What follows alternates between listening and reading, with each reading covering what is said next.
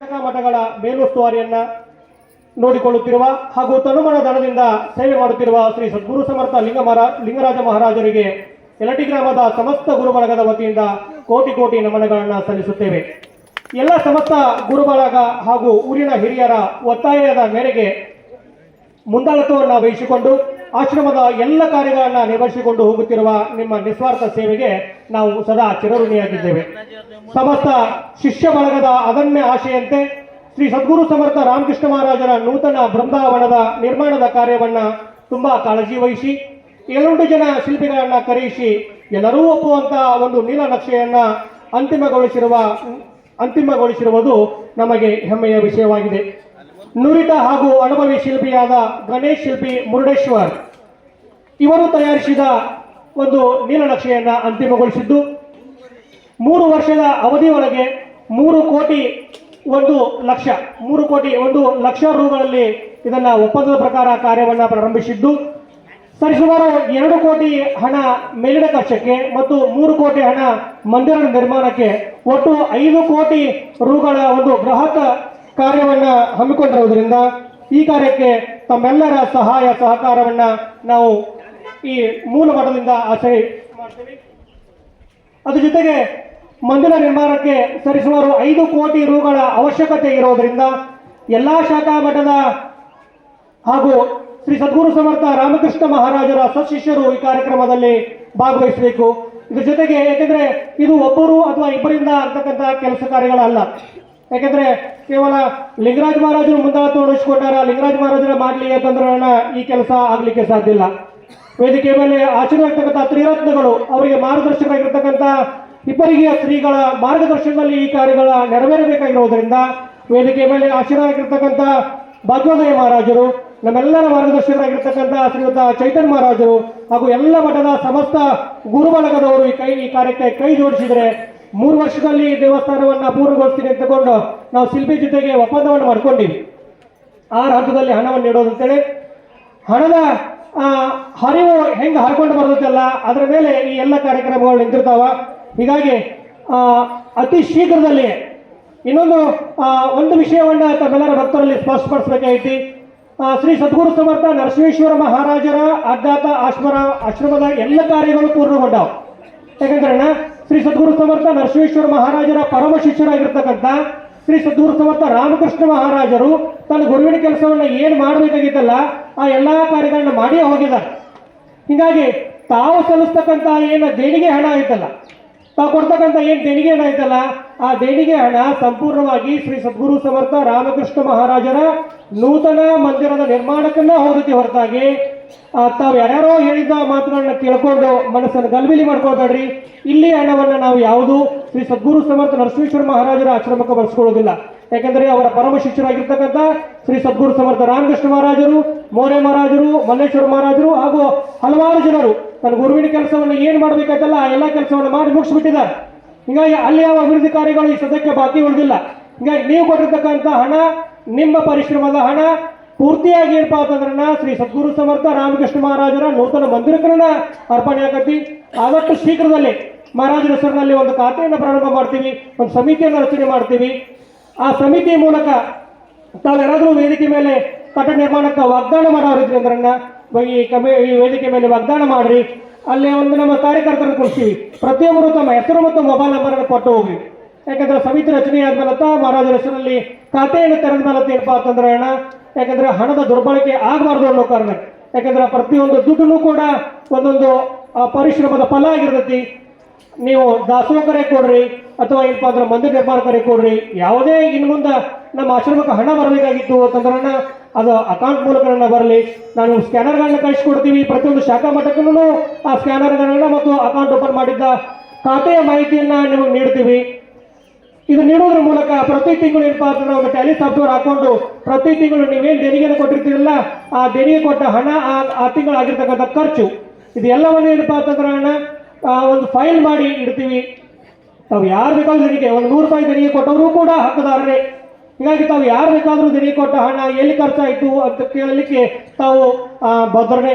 ಹೀಗಾಗಿ ನೀವು ಇಡಿರ್ತಕ್ಕಂಥ ಪ್ರತಿಯೊಂದು ದುಡ್ಡು ಕೂಡ ಶ್ರೀ ಸದ್ಗುರು ಸಮರ್ಥ ರಾಮಕೃಷ್ಣ ಮಹಾರಾಜರ ನೂತನ ಮಂದಿರ ಹಾಗೂ ಅದರ ಸುತ್ತಮುತ್ತ ಗಾರ್ಡನ್ನು ಪುಷ್ಕರಣಿ ಮತ್ತು ಕಾರಂಜಿ ಇಷ್ಟೆಲ್ಲ ಒಂದು ದೊಡ್ಡ ಪ್ಲಾನ್ ಅನ್ನು ಹಾಕೊಂಡು ಕೂತ್ಕೊಂಡಿವಿ. ನಿಸ್ವಾರ್ಥವಾಗಿ ಆ ಕಾರ್ಯವನ್ನ ಮಾಡಬೇಕು ಅನ್ನೋದು ನಮ್ಮ ಸಮಿತಿಯ ಒಂದು ಆಶಯ. ಹೀಗಾಗಿ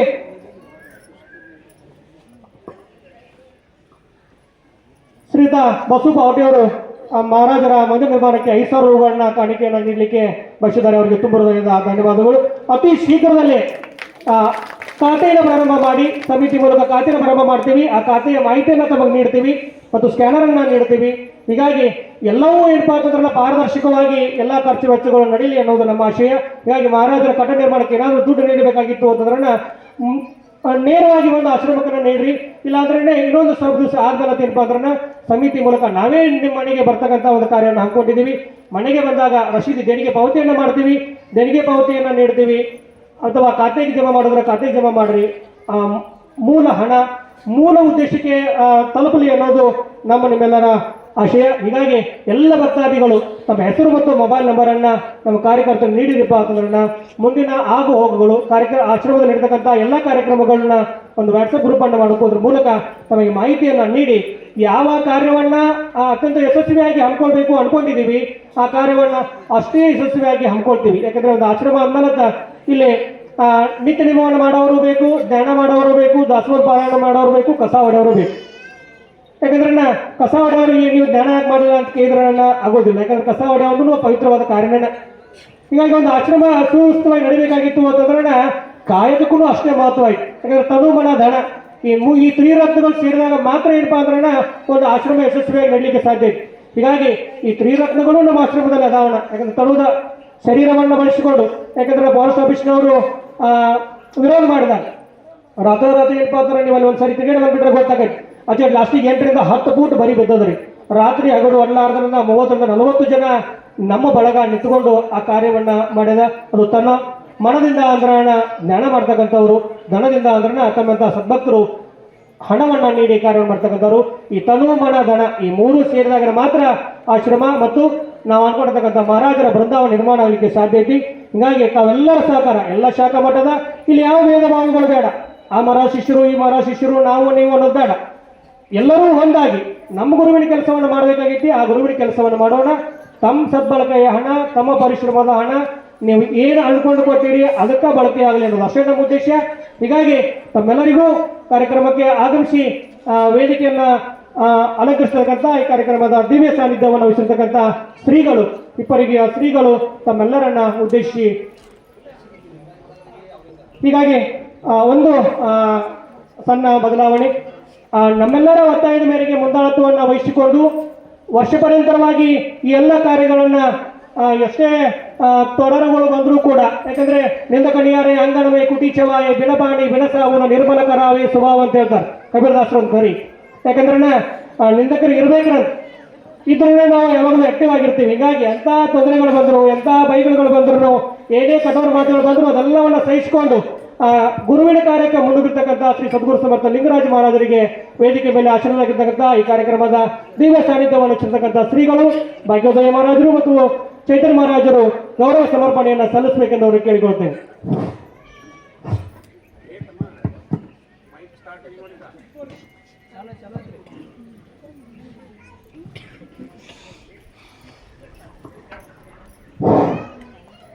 ಬಹುಶಃ ಇವತ್ತಿನ ದಿವಸ ಬಹಳ ಪವಿತ್ರವಾಗಿರ್ತಕ್ಕಂಥ ದಿವಸ. ಯಾಕಂದ್ರೆ ಸ್ವಾಮಿ ವಿವೇಕಾನಂದರ ಜನ್ಮದಿನ.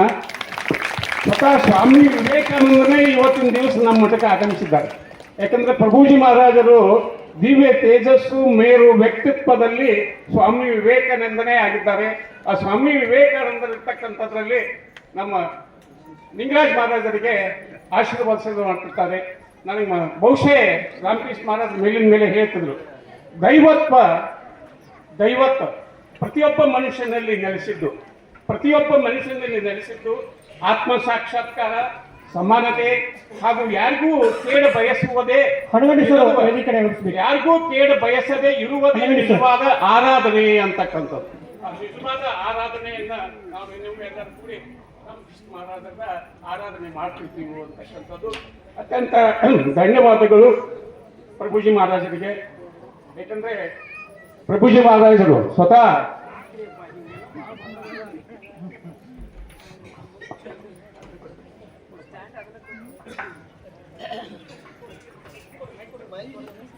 ಸರ್ ತ್ರಿಮೂರ್ತಿಗಳು ರಾಮ ಕೃಷ್ಣ ಮಹೇಶ್ ಅಂತಕ್ಕಂಥದ್ದು ಆ ತ್ರಿಮೂರ್ತಿಗಳಿಗೆ ತಮ್ಮ ಆಶೀರ್ವಾದ ಸದಾ ಇರಲಿ.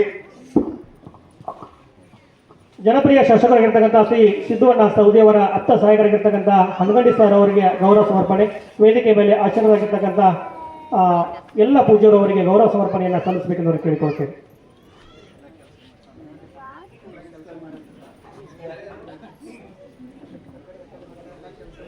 ತಾಲೂಕಾ ನೌಕರ ಸಂಘದ ಅಧ್ಯಕ್ಷರು. ಹೀಗಾಗಿ ನಮಗ ಜಾಗದ ಬಹಳಷ್ಟು ತೊಂದರೆ ಬಂದಾಗ ನಮ್ಮ ಜೊತೆಗೆ ನಿಂತು ಹಗಲು ನೋಡಿರದೆ ಆ ಸಮಸ್ಯೆಯನ್ನು ಬಗೆಹರಿಸಿ ಇವತ್ತು ನಾವು ಸದ್ಗುರು ಸಮರ್ಥರ ಮಂದಿರವನ್ನು ನಿರ್ಮಾಣ ಮಾಡಲಿಕ್ಕೆ ನಮಗ ಒಂದು ಒಳ್ಳೆಯ ಅವಕಾಶ ಸಿಕ್ಕತ್ತೆ ಅಂದ್ರನ ಅದರಲ್ಲಿ ಅವರ ಕೊಡುಗೆನೂ ಕೂಡ ಬಹಳಷ್ಟು ಅದ. ಹೀಗಾಗಿ ಅವರಿಗೆ ನಮ್ಮ ವೇದಿಕೆ ಪರವಾಗಿ ತುಂಬ ಹೃದಯದ ಧನ್ಯವಾದಗಳು. ಕಾರ್ಯಕ್ರಮದ ದಿವ್ಯ ಸಾನ್ನಿಧ್ಯವನ್ನು ವಹಿಸಿರ್ತಕ್ಕಂಥ ಶ್ರೀಗಳು ತಮ್ಮ ವಾಪುಷ್ಪವನ್ನು ಸಲ್ಲಿಸಬೇಕೆಂದು ಅವರಿಗೆ ಕೇಳಿಕೊಳ್ಳುತ್ತೇವೆ.